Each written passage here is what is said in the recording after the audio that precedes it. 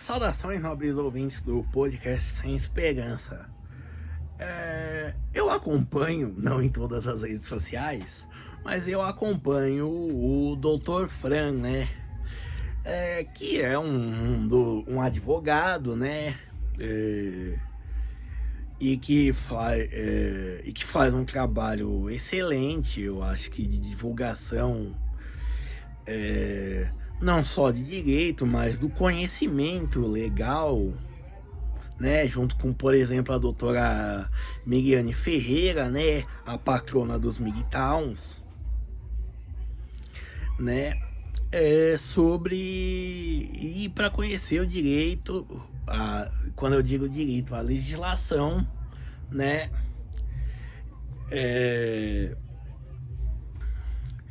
Então, assim, é um trabalho extremamente útil, é um trabalho extremamente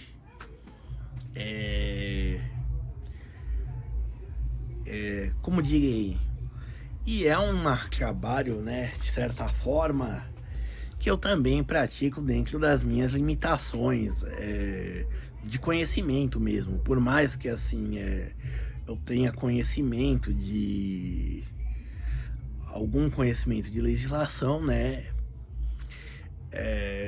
Eu acho que alguém profissional falando é bem mais, com mais propriedade, né?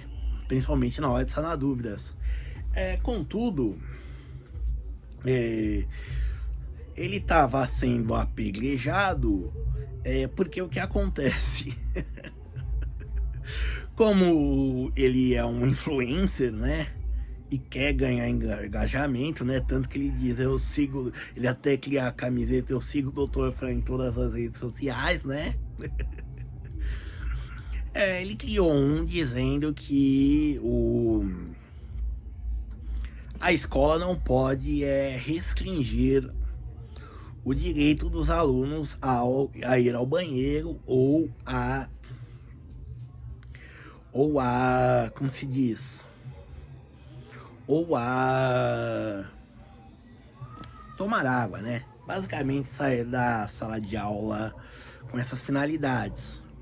E bom, para isso ele argumenta os direitos constitucionais, né? A dignidade, certo? E o direito de ir e vir, certo? E aqui, vai ser a base do que eu vou contrapor ele, certo?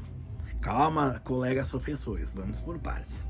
É o capítulo 16, capítulo não, é o artigo 16 do ECA, né?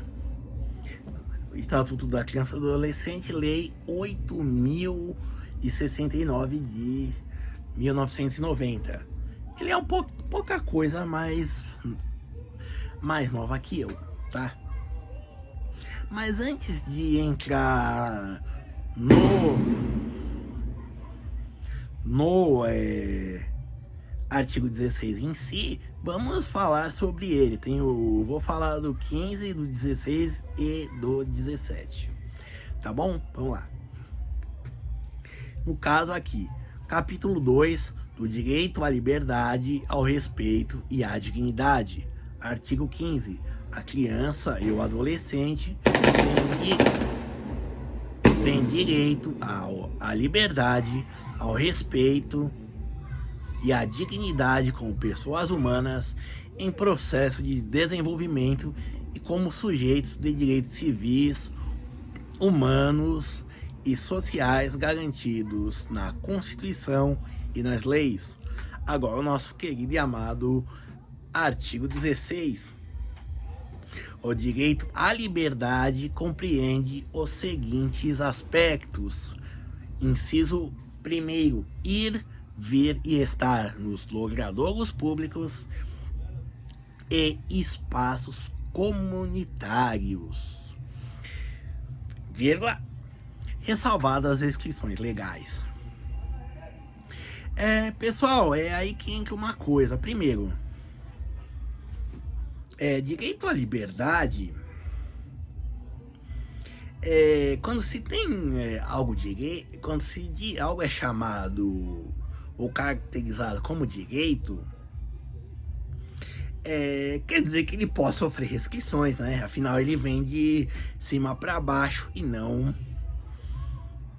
de baixo para cima, né? Ou seja, não foi nenhuma conquista assim social, digamos.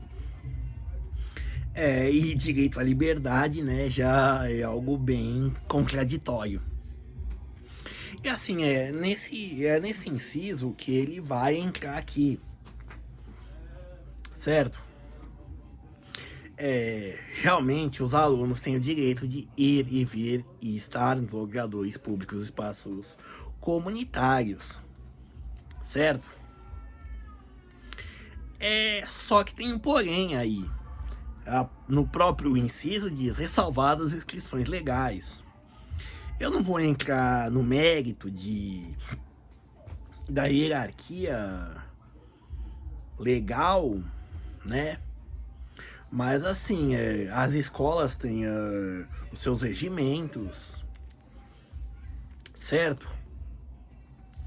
As escolas têm os seus regimentos, e se isso estiver expresso no papel, também funciona, também tem efeitos legais, certo? E também, que nem, por exemplo, um contrato, por mais tácito que ele seja, tem valor de lei, certo? Por exemplo, que nem, por exemplo, usar print como prova, certo? Então, assim, caros colegas professores, mesmo assim, se o aluno pestanejar,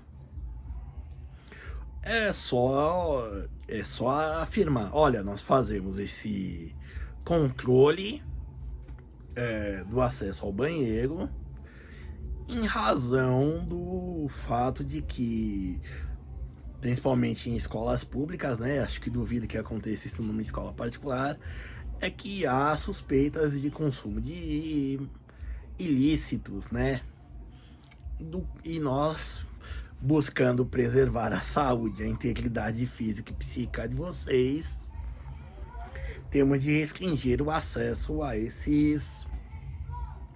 essas instalações em determinados períodos, certo?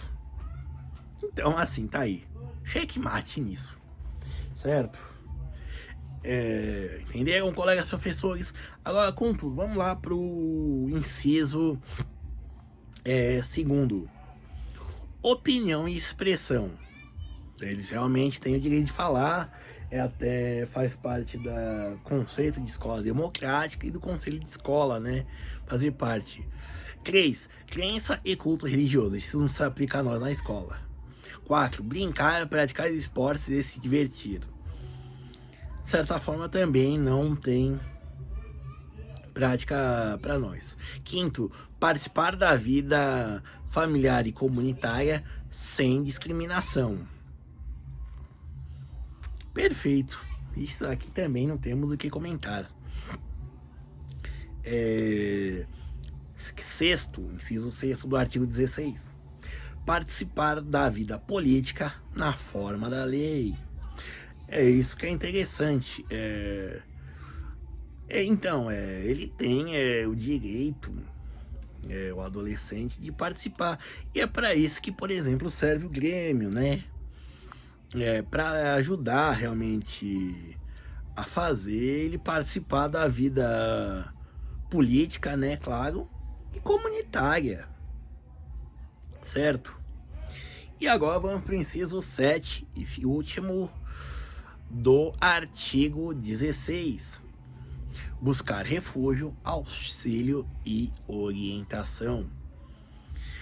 Pessoal, eu acho, e aí entra a minha opinião, assim, como eu disse, o Dr. Fran, ele tá prestando orientação, certo? Certo? Então, assim, e ele, né, lançou um outro shorts dando uma ideia do que fazer, certo? Em caso do aluno sair da aula, né, e ficar gazeteando. No caso, aplicar uma prova e aí quando ele chegar, perguntar o que aconteceu. Ou então, né, alguém acompanhar esse aluno até o banheiro. Certo? Só que assim, e isso é a parte que... E aí eu estou orientando vocês, professores, coordenadores, para aí vai, né, nossos colegas, sobre isso, certo? Sobre isso. Eu também estou orientando e auxiliando, né? E eu também oriento os alunos. Que nem, por exemplo, teve um caso de um aluno que fez uma ofensa no grupo do WhatsApp e eu orientei eles a irem à delegacia porque na escola basicamente seria o processo mais burocrático, né? Entre outras coisas. E agora vamos ao artigo 17, só para finalizar. Artigo 17. O direito ao respeito consiste na inviolabilidade da integridade física, psíquica e moral da criança e do adolescente, abrangendo a preservação da imagem, da identidade, da autonomia, dos valores, ideias e crenças, dos espaços e objetos pessoais. Certo? E aí a gente fica atento. Uma coisa, por mais que seja estressante lidar com alunos, e eu sei disso porque eu cheguei onde eu estou onde estou, cheguei onde cheguei por causa disso,